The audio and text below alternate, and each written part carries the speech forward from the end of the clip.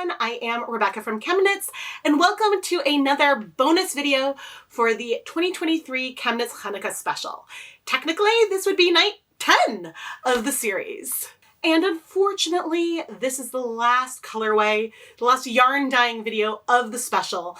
But tomorrow night, there will be the behind the scenes Chanukah vlog where you'll get to see all the thought process and extras that went into the sampler this year.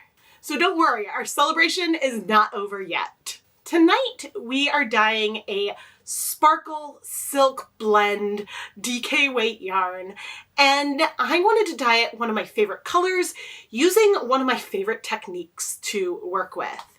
We are going to be dyeing a layered tonal yarn, dyeing multiple tonal layers to get a final color that has shifts in the hues. And our goal color is purple. The Sparkle DK yarn from Wool to Dye For is 75% merino wool, non-superwash, 20% silk, 5% silver stellina.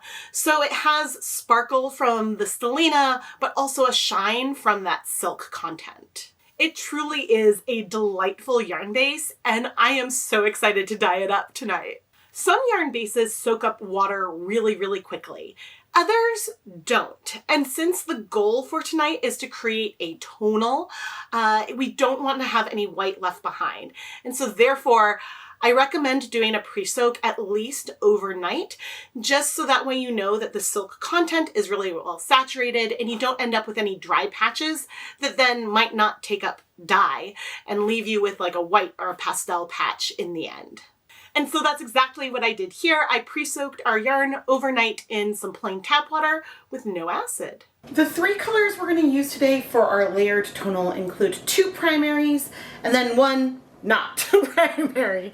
We're going to use Dharma's Carribbean Blue and Deep Magenta to make our sort of bright purple color. And then we're going to deepen it with some Midnight Blue. But the thing that I don't know starting off is really the proportion of the colors that I'm going to want to use. So we're going to play around and do a little bit of mixing to start with, so that way I know I'm going to head in the direction of the color that I want. But first, we need to make some dye stocks. I put on my deluxe rubber respirator mask, safety glasses, and gloves, and measured out 10 grams of each of the three colors to then dissolve it in 1 liter total volume. I'm a little hesitant today with making stocks that are a full liter because while I know I would use these colors later on, and so having stocks of them isn't a problem, I don't actually know how much dye I'm going to need. And so for a project like this, typically I prefer to know how much dye I'm going to want to use to dye 20 skeins of yarn, and then make a dye stock that is close to that volume versus going straight for a liter. Now, I do have storage bottles that hold a liter of dye, and so that in of itself shouldn't be a problem. But it's also possible that I'm going to be making way too much dye if I'm not going to use that much of one of these colors, and that has concerns. Also, I know that today I am going to be dyeing the prototype, but I haven't pre-soaked the yarn yet for the rest of the dyeing. And so if I'm making these stocks today, I'm going to do the bulk of the dyeing tomorrow. And when I'm dyeing a lot of yarn like this, I prefer to have my stocks made as fresh as possible. Now, one day shouldn't cause a huge issue, especially if I make sure to shake up my stocks really well. But these are all the things that are running through my brain right now as I am planning out this project. I'm doing this with a voiceover because I know I'm going to be internally thinking a lot. But using some cups of water and then small proportions of the dye, I'm mixing them together at, say, a 1:1:1 ratio and maybe a 1:2:1 ratio, just to see what that final hue might look like. Because while we're going to be dyeing this yarn as a layered tonal, and so there will be a lot more hues in it because with each layer some colors might strike more in one area than another, understanding what the average could be will help me decide if I'm going to be heading in the right direction. Now I could be doing this on mini skeins, but I do want to head into our prototypes today. So that's why I'm doing this more looking at the color of water direction here.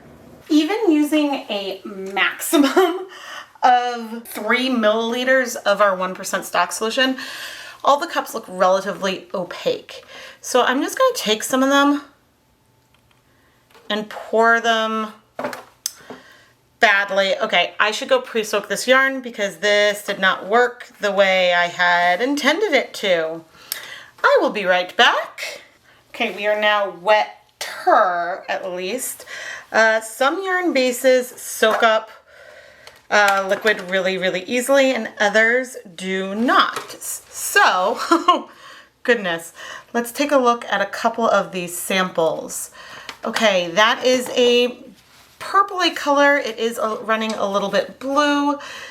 This isn't giving as good of a comparison for you, but it's giving a good one to me. Midnight Blue runs a little bit purple, but it is a blue.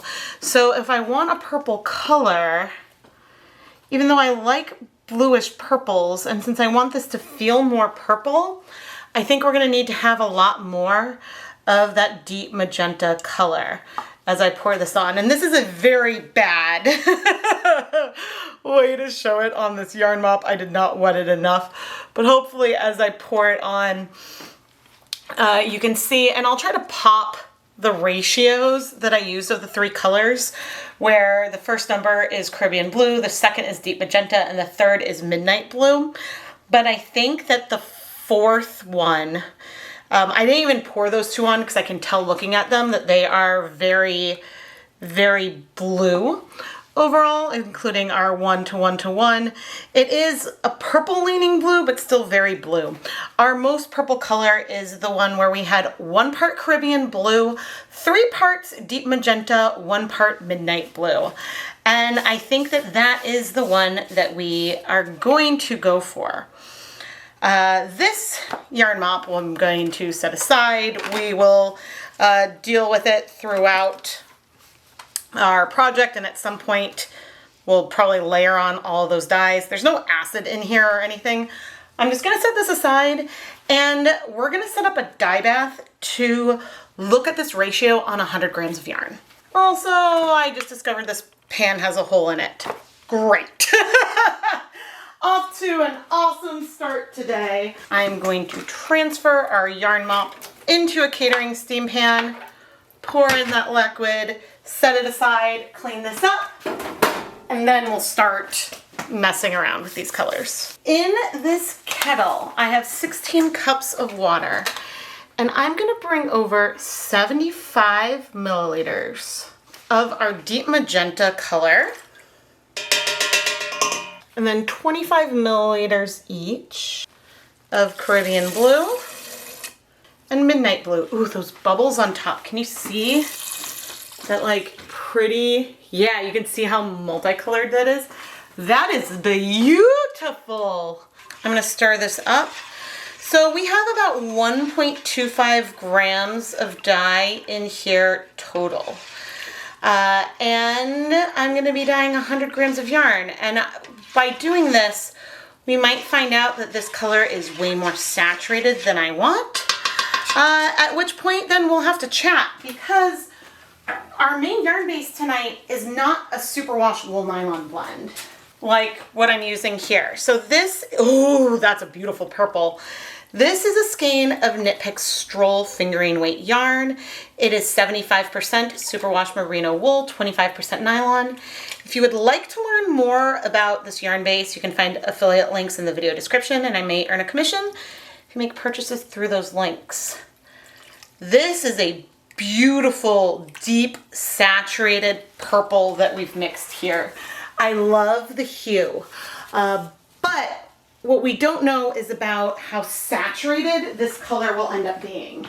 I'm bringing over some acid. Let's do 4 tablespoons of white vinegar, and let's do 6. 3, 4, 5, 6. So whenever you have a silk blend, if you were to dye that with the same amount of dye as a non-silk blend, you would end up with some differences in your color. And some differences in how deep the color appears, because the silk requires more dye overall to feel as saturated as a non-silk base. And so if things feel a little bit too dark here, it still might be good enough for what we want to do later. But if things feel perfect, then maybe we want a little more dye, even though I don't think that that's actually what we want to do. So those are the considerations that I have. But now I'm going to take this over to the stove, start heating it up. This is a glorious purple.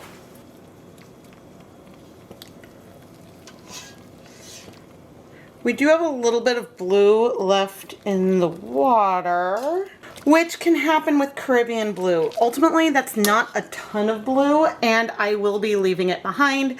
I find that just helps things out later on. Conceivably, we could have a yarn mop to work on soaking up some of that color, but this is very, very pretty, and it's steamy, so you can't see. We are still very steamy, and while I like this color a lot, I think I want it to be a little bit paler. So what I'm going to do, I think, for each 300 gram batch of yarn that we're going to be dyeing, I want to use 100 milliliters of the Deep Magenta, 50 milliliters of the Caribbean Blue, 50 milliliters of the Midnight Blue. So rather than the 1.25 grams of dye we have on 100 grams of yarn here, we're instead going to have the equivalent of about 0.66 grams of dye per 100 grams of yarn. So approximately half of the amount of dye that we have here. And yeah, we'll see how the prototypes go, and I can adjust the ratios as needed, but I think I like these proportions of colors. We do have some pink around the edges of the pan, but I figured why not bring over a dry skein of Knit Pick Swish DK to just show off how much blue is left, because we have a saturated color, so there's definitely some blue, but think about how this amount of blue might or might not make an impact on that dark purple that we made. And the goal isn't exactly to dip dye here. The goal is just to sort of show how much dye is left. And this is an example of a yarn that soaks up water really, really, really easily. And yeah, it soaked up that dye really quickly. So I will likely be using this yarn mop more throughout all of our projects. But if we have blue left in the container, that's also not something I'm going to worry a ton about. I'm just pouring on those little samples that I mixed onto this skein of Felici, which is also a 75-25 sock yarn. And then I also have some leftover color that I made when I was making the dyestocks from rinsing out the funnel and things like that. And I added some acid on here. We'll go heat this in a moment. But while I'm doing this, I also want to remind you that we're going to be layering each of the 3 colors onto our yarn one at a time. And so we will likely get uneven color coverage with each layer. So that purple that I just mixed, we likely will see some of that in the yarn, but we also might see some areas that are much more blue and some areas that are much more pink. Some areas that feel brighter and some areas that feel deeper. Just because of the way layering colors 3 times tends to work. But since our yarn today is not superwash, that means that things may be more even overall. And so I just wanted to make sure that the sort of average color we're going for is in the purple family versus feeling a little bit too blue. I'm heating up 24 cups of water, 9 tablespoons of white vinegar, and 100 milliliters of Deep Magenta. And I am going to rinse out the graduated cylinder. And I'm currently heating this up so that way we can bring over our yarn. Now again, the yarn today is non-superwash, and I'm planning on adding it to a hot dye bath. This is so we get more tonal variation.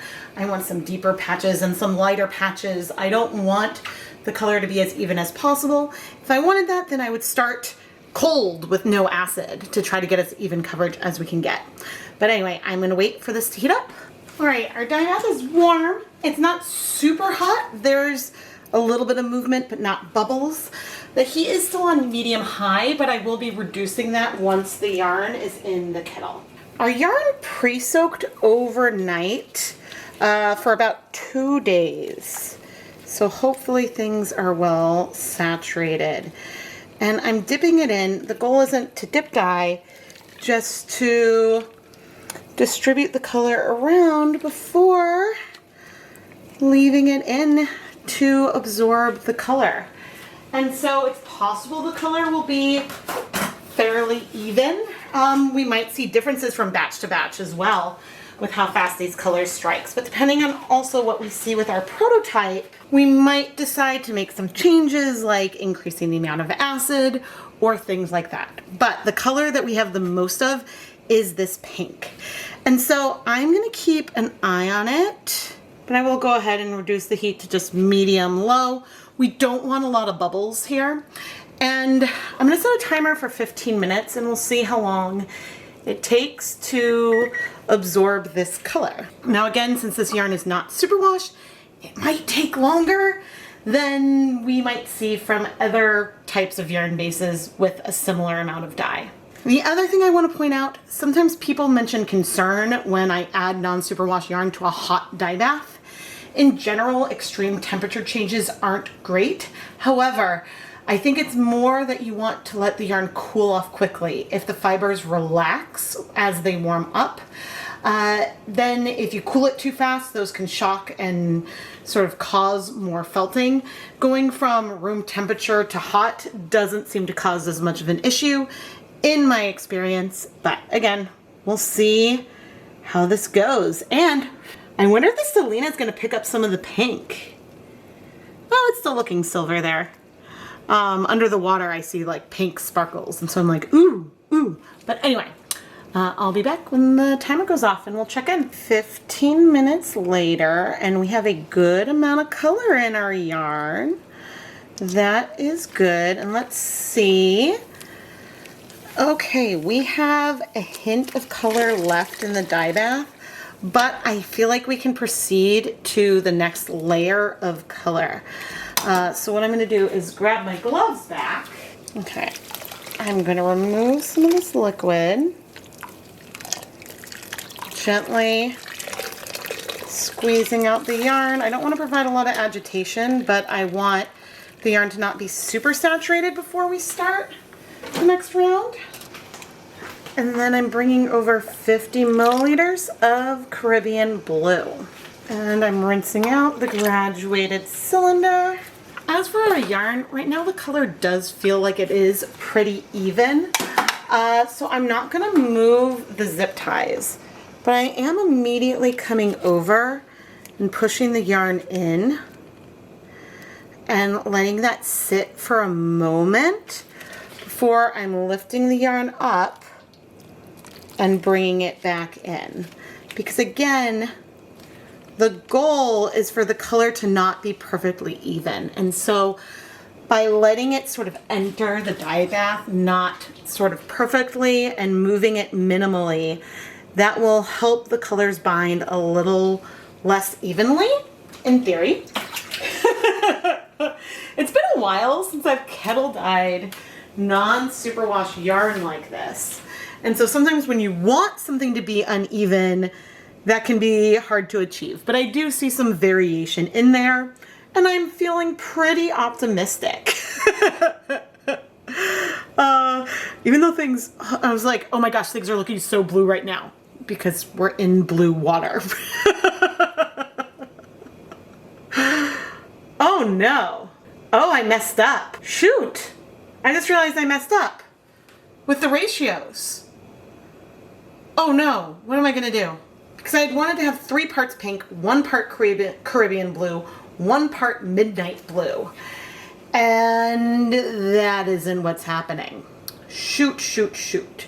Because with 100 milliliters of the pink, ooh, okay, I think I'm gonna have to edit. Shoot, we're editing. Okay, we're going with a new ratio. We're gonna be doing 2 parts Caribbean blue, 4 parts of the Deep Magenta, and 1 part of midnight blue. So when we do the midnight, we're only gonna use 25 milliliters to account for this mix-up, and I'm gonna have to think about how I need to revamp this recipe for the next round that I do tomorrow, or maybe we'll love this one and we'll keep it here. But that tonal purple I did is not the same ratios anymore. I mean, it's not anyway because I reduced the total amount of dye. Shoot. Oh dear. I messed up. Oh gosh, but I'm curious. I mean, that's looking pretty and good. I do see some variations, but oh dear, I messed up.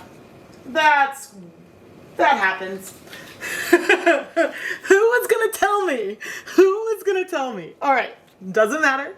Let's just go for it and see where we end up.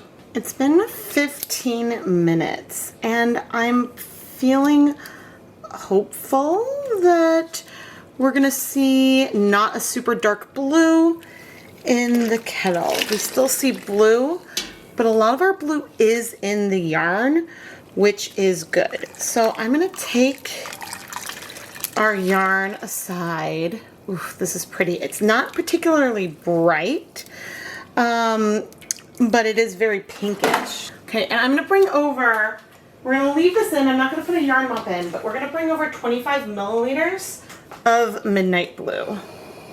I'm gonna turn up this heat. Rinse this out. Okay, bringing this over. I want to stir this up just so we distribute the dye. Then when it comes to the yarn, I'm just moving the zip ties a little bit. Not even like a full 180 degrees or anything, just so that way the yarn that goes in last is not the same yarn that went in last previously. But now, while everything is still warm, we are gonna go in and ooh, this is pretty. I'm gonna raise it and bring it in one more time. This is so subtle. Oh my gosh, it is so pretty. And while we are here, I'm gonna add another 3 tablespoons of white vinegar just to increase the amount of acid that we have here on our yarn. And I'm gonna set a timer for 30 minutes. But I guess I should move it like one more time just to stir up that acid. Oof. But this is pretty. And hopefully it'll feel very purple and not too blue. And while we're working on that, I do have my DK weight yarn mop here.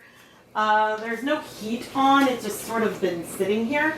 But I do have some other dyes to leave no dye behind, and so we're gonna bring those over and just sort of pour it on. Move the yarn around. We'll see how this goes. That struck a little bit faster than I expected. Bringing over some more dye.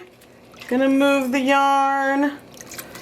And we are gonna keep doing this, using up some of these leftovers. And bringing some like streaks onto this yarn. I have a feeling I'll be using this yarn mop a lot over the course when I'm dyeing more. But for now, this is where we are, and I'm going to heat it for about 30 minutes just because I have the other pot going for that long. But then, you know, I'm not planning on washing this mop yet because I have a feeling I'm going to be using it a fair amount more. I'm starting to have some deja vu here. So I'm trying to remember the last time I dyed this. Certainly I dyed a sparkle yarn, like a broken purple kind of thing, along with some yarn that I spun. That was, I don't know, but I don't really care. Ooh, this is pretty. And you see those shifts of color? Like, those shifts are something that, yes, maybe you could achieve if we dyed everything all at once. But by layering the color, it just allows us to get those colors to bind differently. And it just gives that subtle little oomph. Now, of course, some of the rounds, when I do this more, some of those rounds may have more than a little bit of variation, and some may have a similar amount or even less, because again, non-superwash, we suck up the color a little more evenly. And I would say our yarn is still quite sparkly. I am seeing some pink in that Stellina, which is fun. We have a tiny bit of blue in here, not a ton. So I'm just gonna bring over that yarn mop that we had from before, that I added other colors onto. And I'm gonna turn off the heat and just leave that in there. And maybe this will be the last we'll see of this until the very end, maybe not. But may as well just kind of soak up some of that color while we let our yarn cool so we can wash it. And this color does have a beautiful depth to it. It feels like a deep saturated color, but we are less saturated than what I did on our on the sock yarn earlier. And even though the proportions are slightly different, it's related. I would say we are slightly more related to hyacinth than maybe here. Maybe this is a little bit more pink. I don't know, but either way, I think I'm gonna carry on with these proportions because I like what we ended up with. And look at that sparkle. Okay, but once it's completely cool, and I mean completely cool, then we can wash it. Our sparkle DK yarn is completely cool, and so now we can gently wash it. When washing the yarn, you don't want to rub it like that. That would provide agitation, but raising and lowering it shouldn't cause any problems. And the great thing is, I'm not seeing any color come out, at least not right away. Now I'm gonna add a tiny bit, it's like one tiny drop of dish soap to my basin. And I use this basin, well, for two reasons. One, the kitchen sink can be pretty gross, so I don't like things to touch the kitchen sink. But the other main reason is that in this white basin, if there is bleeding, it's easier for you to see on camera. Otherwise, maybe I would use a 5-gallon bucket because I could use a bigger volume of water. But anyway, we have no bleeding. This is great. All right, I'm gonna need to carefully rinse out the soap. Then, ooh, look at that pink patch right there. It makes me think, just like with a little bit of sparkle, it's making me think like very galaxy. Even though it's not that dark, I think we would need some like dark sections. Imagine taking this kind of color and then dipping like a huge section of it in black. Ooh, that would be pretty. But anyway, I'm gonna rinse out the soap, and then I'm gonna put the yarn through my spin dryer and hang it up to dry. And I'm gonna have to start dyeing the rest of the yarn. And I currently have the other bare yarn pre-soaking in 2 different 5-gallon buckets. So that way it'll be ready to go tomorrow for me to dye the rest. And as I start washing the test skein and one of our early yarn mops, I can't help but wonder if it is worth it to do this 3-layer technique if the colors are going to be so even. Like, would it have been better to just dye it all the colors mixed together? Because we do have some variation in here, but also don't forget we started this one cold with no acid. And I have to say that we have greater odds of more tonal variation dyeing it the way that we are.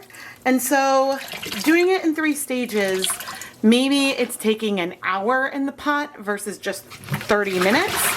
So it's ultimately not that bad and doesn't add too much time to the production. But that is something that I should evaluate once I am looking at the finished raw yarn, to think about, gee, was it worth it? But the technique that I did to get this broken and sort of all over purple and pinker color in that catering steam pan, that's a technique that is way harder to scale up to get that kind of coverage on yarn. So that's just something to consider as we carry on. The next morning, I started dyeing more of the yarn in the same proportions, using 100 milliliters of our Deep Magenta, 50 milliliters of Caribbean Blue, and 25 milliliters of Midnight Blue per 300 grams of our Sparkle Silk DK yarn. There's a lot of weighting that goes into this, but again, I feel like the shifts of color that we can end up with in the end is completely worth it.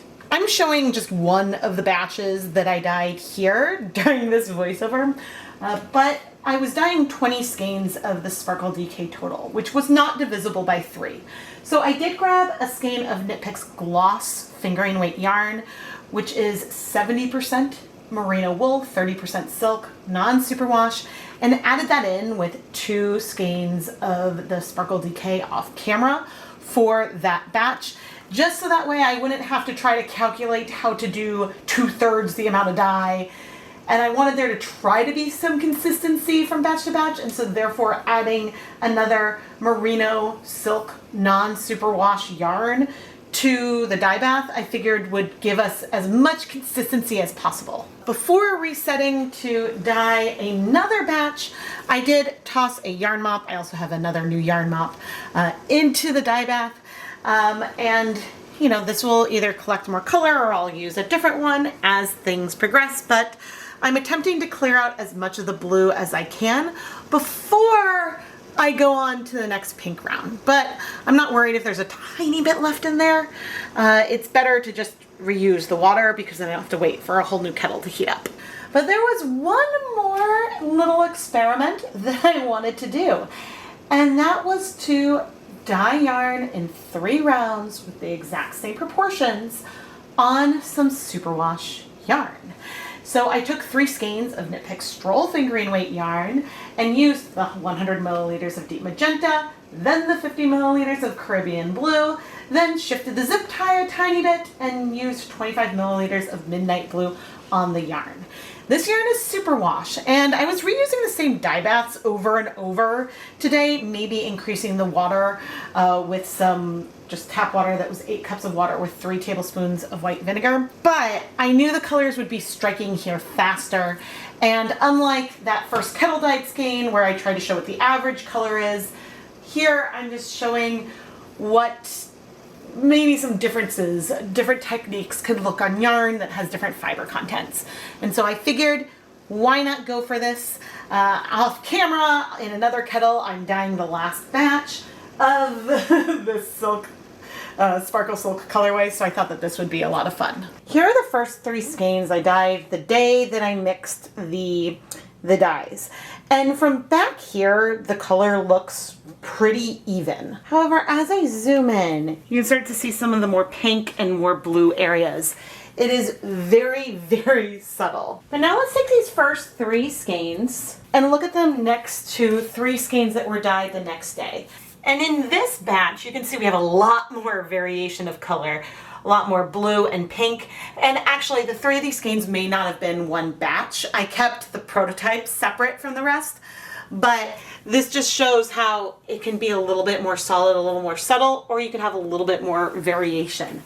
And honestly, that can happen even within one batch. When I did a layered tonal purple similar to this that I used for the moving forward wrap, I dyed all the yarn in one kettle, and there was definitely one that had a little bit more variation in it and one that was more solid. So that can happen. But now we're going to take all of this yarn that, sure, more variation, less variation, the color overall, if you kind of average it, would be the same.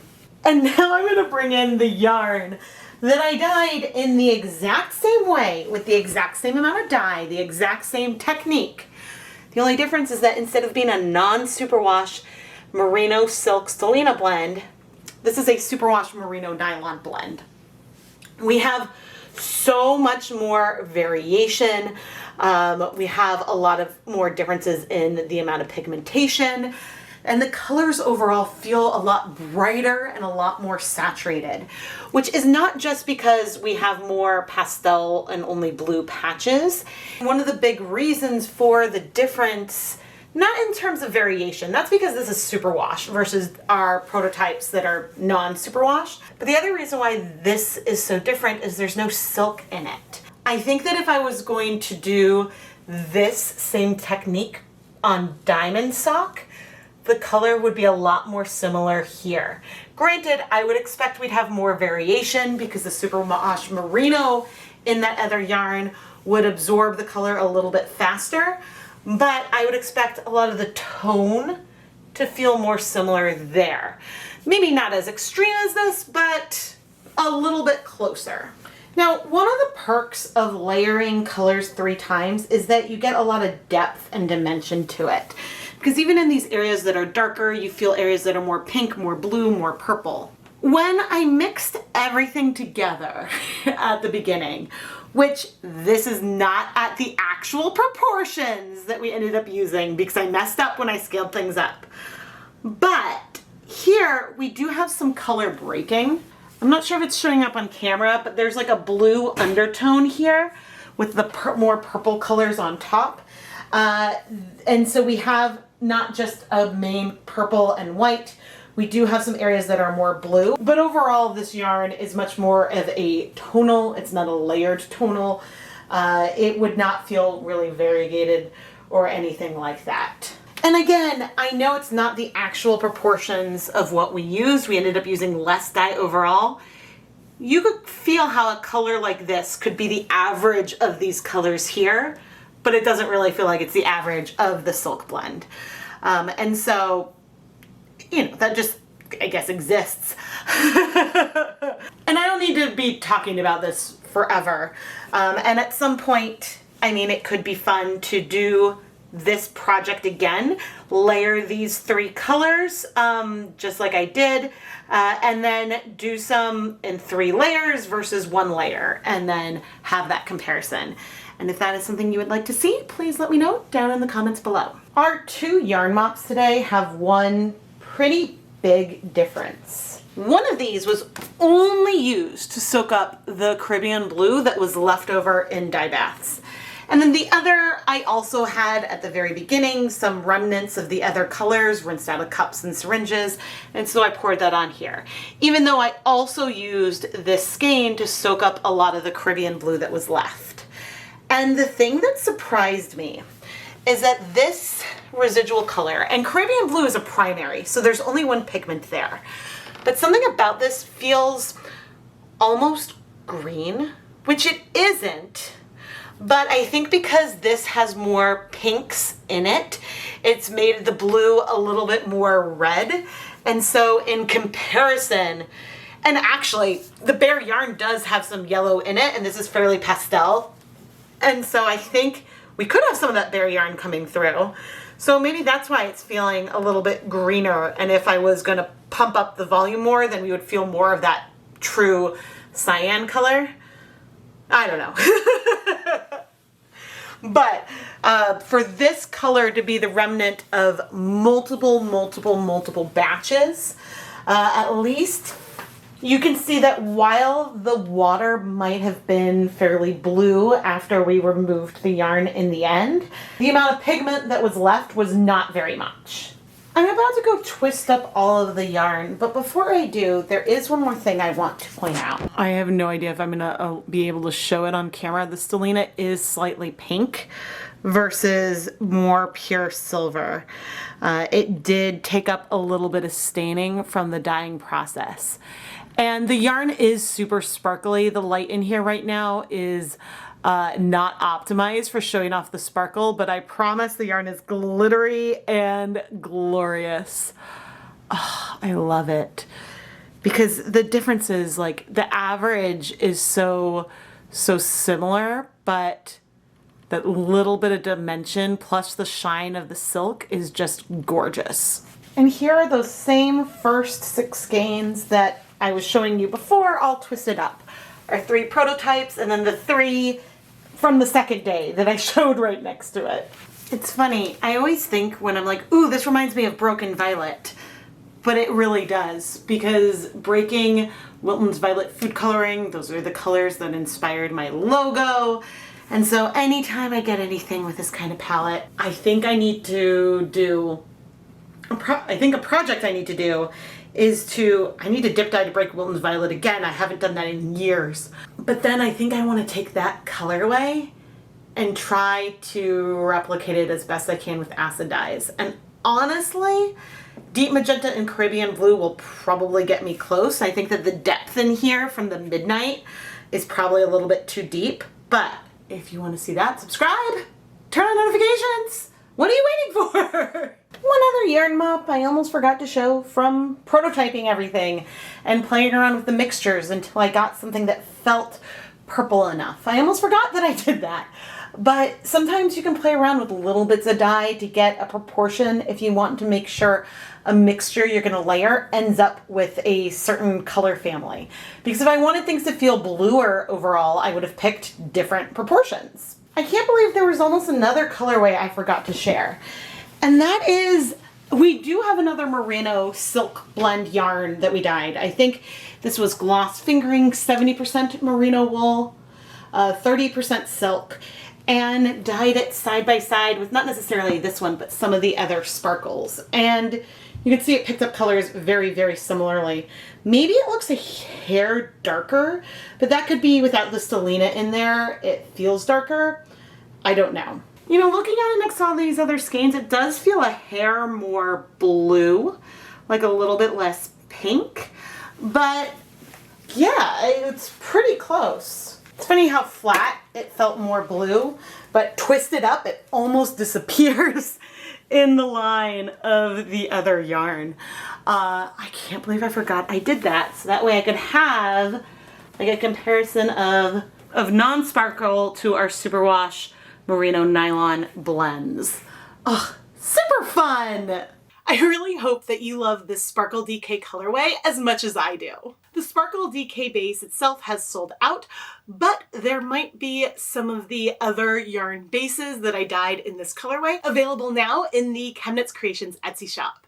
You can find a link down in the video description. I can't believe that this is the last yarn dyeing video of the 2023 ChemKnits Chanukah special. But we still have one more video. We have the vlog that will take you behind the scenes as I was working on this series. I have a feeling there might be some clips that started conceivably in January or maybe even last December. I haven't started editing that yet. I'm about to go do that right now. Please make sure you're subscribed. This is the biggest way you can help support the content here. And if your notifications are on, YouTube can give you a reminder that the premieres are about to begin, or they can let you know when I'm about to live stream. I will see you here tomorrow night at 8:30 p.m. Eastern Time for the 2023 Chanukah vlog, and thank you so much for watching.